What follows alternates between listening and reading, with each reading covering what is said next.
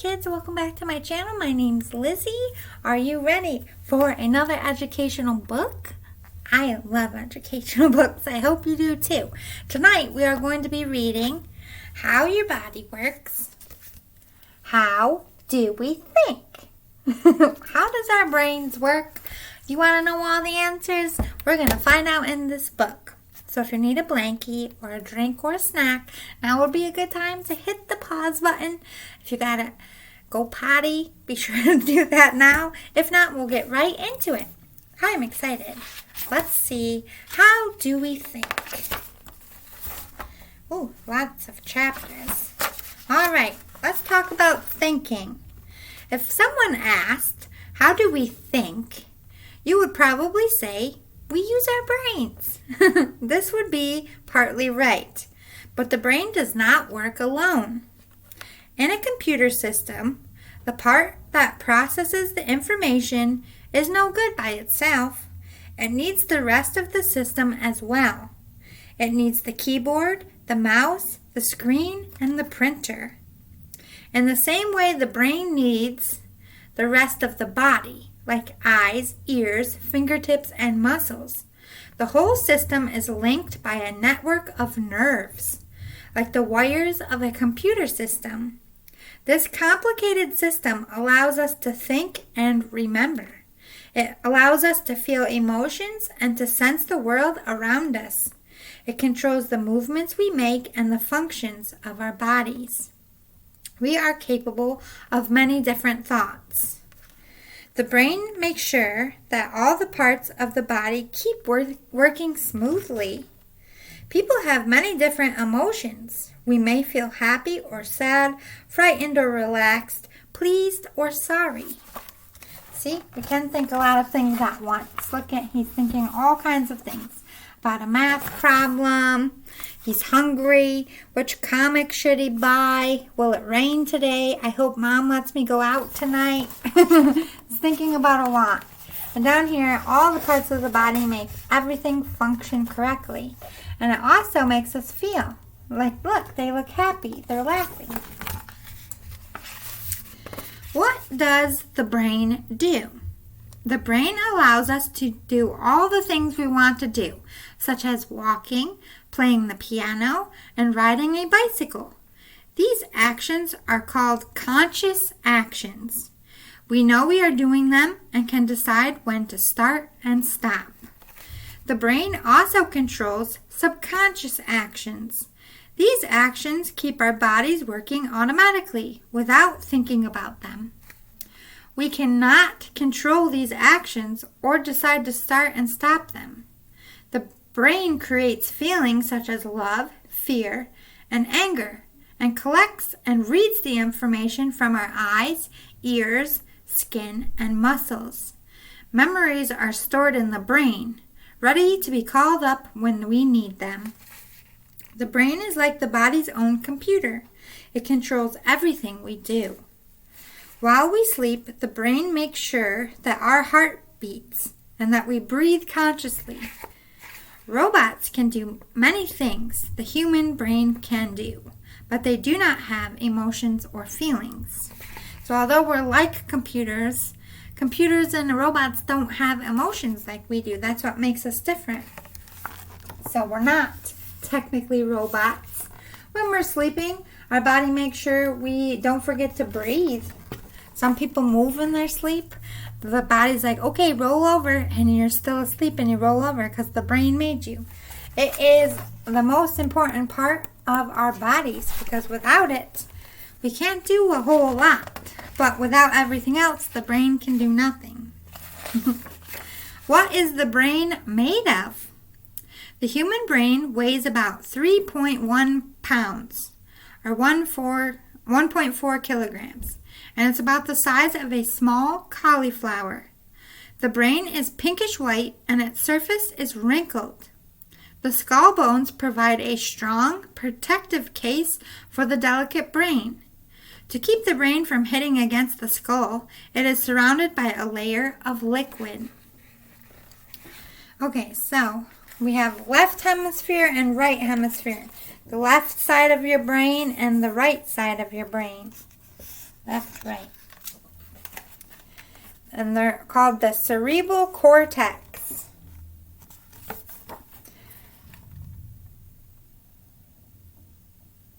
Okay, so looking on top of your head, cerebral cortex. This is the left hemisphere, the right hemisphere. Then down here in the neck, you have the brain stem.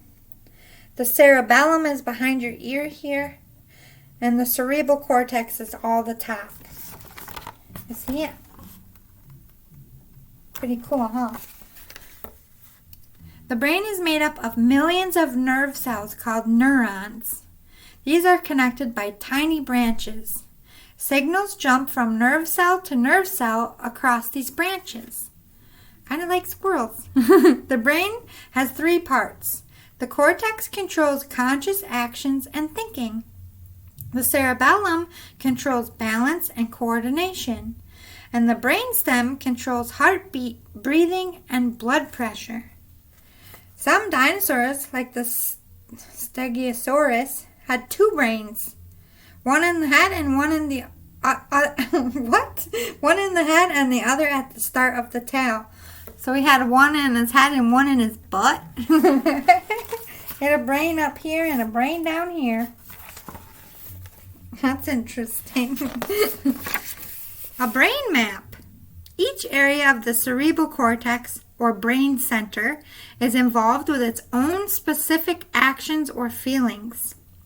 A brain map shows some of these areas.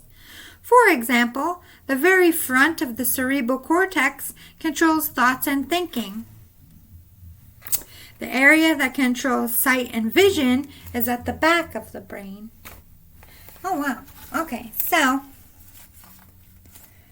there's the back of your head. So sight is controlled by the back of your head. Taste is in the very, very center of your brain. Movement, top here. Right in front, thoughts, and speech and hearing. So thought, speech, and hearing in the back. Taste, movement, and breathing and sight in the back. Different areas of the brain are involved with different activities. Each hemisphere or half of the brain controls one side of the body. The left hemisphere controls the right side of the body, and the right hemisphere controls the left side of the body. That's interesting. Paul McCartney plays a guitar with his left hand. Many famous artists and musicians are left-handed. Did you know that? The 2 hemispheres of the cerebral cortex seem to be good at different tasks. The left side of the brain is good at working with words and numbers, while the right side is good at creative tasks such as music and art. So, if you are very, very, very smart and you're good at working with words and numbers and you're good at math, you use your left side more than your right side. If you're very creative and you like music, you use your right side. I'm definitely a right-brained person. I'm very creative. There's Paul McCartney, if you didn't know who he is. He's a Beatle. And then they're representing the 2 different types of sides of your brain. A mathematician or an artist? Brain and nerves. Your brain is part of a network of nerves called the nervous system. You can think of the nervous system as having 3 parts, and they're all linked together. The first part is the brain and the spinal cord, which make up the central nervous system, or the CNS. Messages travel to and from the body all the time along the CNS. The spinal cord is a bundle of nerve cells. To protect the spinal cord from damage, it lies inside a channel made by bones of the spine. Nerves connect every part of the body to the brain via the spinal cord through your spine. The spinal cord is protected by the bones of the spine. So here's your spinal cord, and they're protected by all the bones. And this is what a spinal cord looks like, and it goes all the way up to your brain. And it's like a telephone wire outside. You can talk to another house through the telephone, or you can see your TV because you have a cable connected to your house. That's the cable that connects to your brain that makes your whole body move. The second part is the sense organs and nerve cells, which make up the peripheral nervous system, or the PNS. This collects information from your body and the world around you and sends messages to the CNS. The third part of the nervous system is the automatic nervous system. All parts of your body are connected to the PNS, but some parts of your body function although you are not aware of them. These parts of the PNS are called the automatic nervous system, ANS. The brain receives and sends messages like a busy telephone switchboard. I don't know, this book might be too old for you, but back when our grandparents were younger, they had to call somebody and they would connect them to somebody else on the phone through one of these switchboards, and that's what your brain does. Oh, you want to raise your arm? Okay, let me send the signal to your arm so you can lift it, but it happens very, very quickly. Information in and out. Ooh, I thought I ripped it. I didn't. Your nervous system is like a computer system. Information is put into a computer using a mouse or keyboard, and the computer handles the information and sends results out to a screen. Information enters your nervous system through your sense organs, which is sight, taste, smell, touch, hearing, and from special cells that detect feelings such as heat and pain. The brain handles the information and the results are sent out to your muscles. We use our senses of hearing, sight, smell, taste, and touch to find out about the world around us. So in order for the brain to know something is hot, you got to touch it or you got to feel the heat, and you need parts of your body to relay information to your brain. In a computer system, all the information travels along wires. In the body, all the information travels along the nerve cells. The junctions between nerve fibers and nerve cells are called synapses. They act like bridges. So that's what it looks like. Those are nerve systems in your body, and they send shock waves at lightning speed all around your body all the time. Sensory nerve cells carry signals from the sense organs to the brain. Motor nerve cells carry signals from the brain to the muscles. Okay, so here's a sense organ. Say you smelt something and it smells bad. So it goes up to your sensory nervous cell, into your brain, and it takes the information, it figures out, and it sends it to your muscles like, do this, because it smells. It collects the information, the brain tells your body what to do, and then your body reacts. How quick are you? We can all react very quickly when we need to.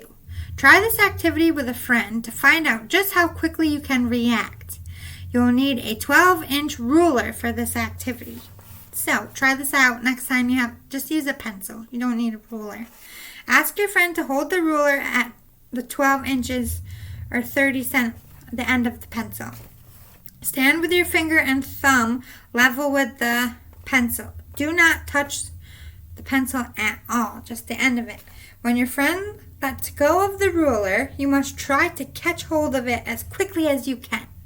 So have your friend hold the pencil, and without you knowing, they're going to drop it and you got to try to catch it. Let's see how quick your motor reflexes are. Look at the number between your finger and thumb where you caught the ruler. How many inches did the ruler drop before you caught it? It's non importante. What is important is, did you catch it fast enough before it hit the ground? Then you have a very good brain. Sometimes we're just not coordinated and we want to catch it, but we don't. It doesn't mean you have a bad brain. It just means you need to work on your reflexes a little bit. Try the test several times. Are the results always the same? Does it make any difference if you use the other hand? So try it with both hands. Try it a few times and see how many times you can catch it. Let's talk about emergency messages. Sometimes you need to react very quickly to avoid hurting yourself. Your body has a system especially designed to work faster than your normal reactions. In some emergency situations, the normal signal pathway is shortened and the brain is bypassed. The signal travels from the sense organ to the spinal cord as usual, but it triggers a reflex reaction. So, if I put this person is putting their finger on something hot, like a hot candle, and their arm quickly jerks away. Like if I hold, even though I'm telling my brain to hold my hand, once it gets too hot, my body's just going to make me do that because my body doesn't want me to get hurt. A signal travels straight from the spinal cord to the muscles to move your body out of danger, which is that reaction. Your brain gets to know about the signal later, both the signal from the signal from the sense organ and the out signal to the muscle. So your brain's going to figure out why you did that without you really having to do much. Even though you reacted without your brain's acknowledgement, it goes up your spinal cord. Oh, we did that because it was hot. And then your brain goes, oh, okay, we get it. Reflex reactions keep us from hurting ourselves. We cough automatically if something gets stuck in the windpipe, and blink if dirt gets into the eye. So, if you ever got something in your eye and your body just makes you blink and your eyes are watering, that's a natural reaction that your body makes to get that thing out of your eye. Or if you ever tripped and you caught yourself before you could really fall, that's your motor skills kicking in to protect you. And if you're going to choke on something and you cough it out before you can choke, that's your body preventing you from choking. Awake and asleep. Our brain keeps working while we sleep. Doctors use a medical machine called I hate this word, I can never say it. Alright, oh my god. Encephalograph. To follow patterns of brain signals. The patterns or waves are different. I've had one of these done and I still can't say it. The patterns or waves are different when we are awake from when we are asleep. The electrodes on this girl's head provides doctors with information about her brain signals. This scan, right here, it looks funny, huh? This scan shows the brain when we are awake. The areas that are busy are red. So these areas are very busy when she's awake. This scan shows the brain when we are sleeping. The areas that are not busy are blue. Look how much more busier your mind is when you're dreaming. That's crazy. And then they put these little stickers on your head when they do the test to monitor your brain. It doesn't hurt. Some people think that dreams help calm fears and worries about events that happen during the day. Other people think that dreams are the brain trying to make sense out of signals that occur while we sleep. People dream less as they get older.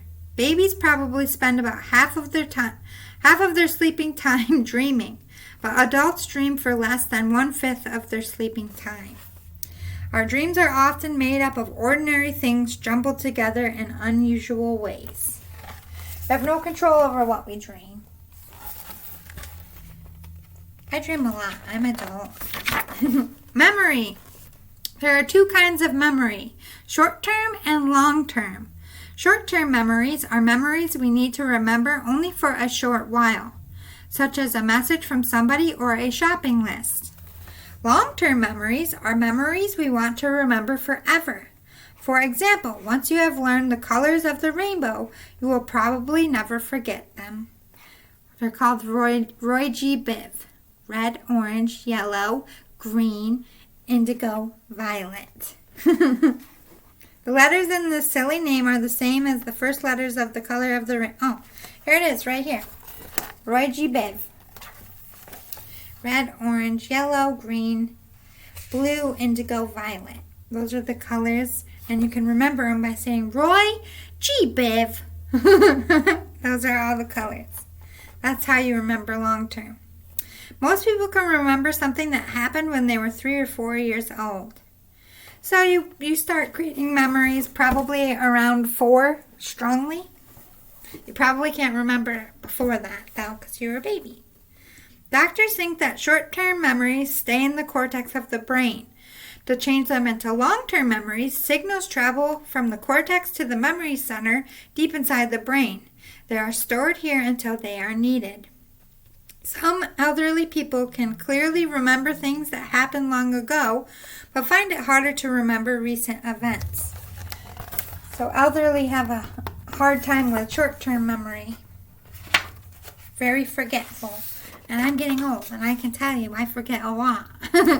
Test your memory. Try this activity with a friend to find out just how good your memory is. You will need a collection of about 20 different objects on a tray. Ask your friend to choose 12 of the objects and set them on the tray so that they can all be seen. You must not watch. So your friend, you're going to have, how much items did they say? 20 different things. Pick out 20 different random things around your house. Your friend is going to pick out 12 and put them on a tray while your back is turned so they can't see you. When your friend is ready, look at the objects and try to concentrate as hard as you can. After 1 minute, look away and try to write down a list of all the objects on the tray. So, while your friend's making the tray, when he says, okay, now you can look, you get 1 minute to try to remember all the items, all 12 items on the tray. And then swap places, and you'll pick 12 items and while your friend is back's turned and not watching, and then they have to remember. This is how you test your brain. How do we learn? To learn something, you first have to put it into your short-term memory. When your brain recognizes it as something you need forever, it is changed into a long-term memory. This is stored in the memory center deep in your brain until you want to remember it. Some people suffer from dyslexia. That's me. I'm dyslexic, which means that they find reading and writing difficult, mostly reading for me. Words and letters appear jumbled. That's why I can't say a lot of things. And sometimes they even seem to move about on the page. Very true. I skip my place all the time. School children today are often allowed a more active approach to lessons. Yes, they're better at helping dyslexic kids. There are different ways of learning. Sometimes it helps to repeat a spelling or the steps needed to work out something again and again. This is called practice. Other things are easier to remember if you have worked them out for yourself. It often helps if you can link a new fact to something you already know. In Victoria's schoolrooms, children learned their lessons by heart and then recited them to the teacher. Yeah, because they didn't have a lot of paper back then, so they had to say it out loud. Now we practice reading and writing, and it helps us to remember. But it helps you remember if you take something new that you learned in school and try to put it with something that you already know so you can remember it, like on a test. When things go wrong, headaches often have nothing to do with the brain. If muscles in the neck contract too much, blood cannot flow properly in the head. This makes the head ache. Or banging your head can be painful. A hard knock may cause dizziness and a headache. Banging the head may damage the brain. Often this damage is mild and temporary, but after a serious accident, severe brain damage can occur. The red area on this brain scan shows a blood vessel that has burst. The bleeding is causing the brain to be squished over to the right. So there's a lot of pressure on this brain, which is not good. If the spinal cord is damaged in an accident, signals cannot travel between the brain and the rest of the body. People who have broken their necks are often unable to move their arms or legs. They become paralyzed. Unlike other cells in the body, brain cells cannot be replaced when they die. When you are young, this does not matter because there are plenty of other extra cells to take their place. When people get older, there are not as many extra cells, and this can cause problems such as forgetfulness. That's why older people forget stuff, because they don't have as many cells as they used to. Some children are born with an illness called cerebral palsy. They can think as well as anybody else, but because they find it difficult to control their movements, they need help with everyday activities. So although they can think like we can, they just can't move like we can. They don't have control over their bodies, unfortunately, which is very sad. All right, so we learned a lot about the brain. Let's go over our glossary of words that we have learned. We have cerebellum, the area of the back of the brain that helps make movements smooth and coordinated. Like, that's the back, your cerebellum. Your cerebral, to do with the brain. That's not a very good definition. It's the top part of your brain. Conscious, to be aware of something happening. So conscious means you, like if something happens, you know about it. You're conscious of it. Electrodes, these are the wires through which electrical signals from the brain are given off, like nerve endings connecting to other nerves that send signals. Those are electrodes. What is an emergency? A dangerous situation that requires quick action. Like, oh my God, my hand's burning. I gotta pull it away. That's an emergency situation. Or if you fall and hit your head, your body's like, be still, don't get up. That's your body telling you what you need to do. What are emotions? They're strong feelings such as love and fear. If you're scared, that's an emotion. If you're feeling hungry, that's even emotions because your mood gets affected by your hunger. So what's a motor? Like a motor skill. This has to do with movement. This is a motor skill. I can wave to you. I can move my arms. They're sending motor skills through my body.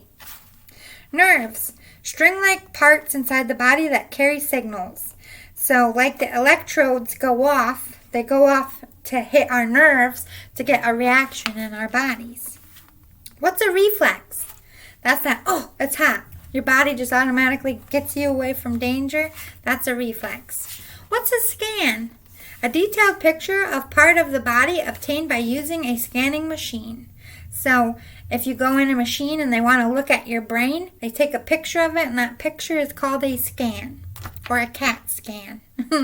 What's sense organs? Parts of the body that collect information, such as the eyes, the nose, the ears, the mouth, and the fingers. What is subconscious? That's when you're not awake. You're not aware of something. Remember, conscious is, oh, I'm aware of that. I know that. Subconscious is, oh, I didn't know that. See how that works? All right. I hope you learned a lot about the brain and how we think and process things. I love learning about the brain. Did you know that still to this day, doctors don't know much about the brain? We are still learning. There's still a lot we have to learn about brain surgery and how brains function and how brains are affected by disease. So here we are in 2021 and we still don't even know fully how the brain works. That's amazing, right? It's a powerful machine up there. Take care of your brains. Always wear your helmet when you are on a bike of any kind. Wear knee pads too, because I hurt my knee very bad to this day. I hobble sometimes on rainy days because I busted my knee up and I didn't have a knee pad on. So wear knee pads as well. If you are on any kind of go-kart or you play any kind of sport, protect your head. Take care of your head. You only get one. Protect your spinal cord, because remember, everything happens through your spine, and if anything happens through your spine, you might not be able to move. So protect your spine and protect your head, okay? No matter what anyone says, you always need a helmet and safety goggles so nothing gets in. Remember, you want to protect all your senses. So protect your eyeballs when you're doing dangerous things. Cover your mouth and nose if there's toxic things in the area. Don't put things on too loud in your ears or you might lose your hearing. And keep all 10 of your fingers. You need them. Protect them in weather. Protect them from heat. I love you all. Be good to your parents. Be good to your elders. Be good to your teachers. Be good to other classmates, students, and siblings. But most importantly, be good to yourself. Don't think bad about yourself. Don't think negatively. Think positive. You are awesome and you can do anything in this world that you want to do. Thank you so much, kids. I'll see you next time. Bye.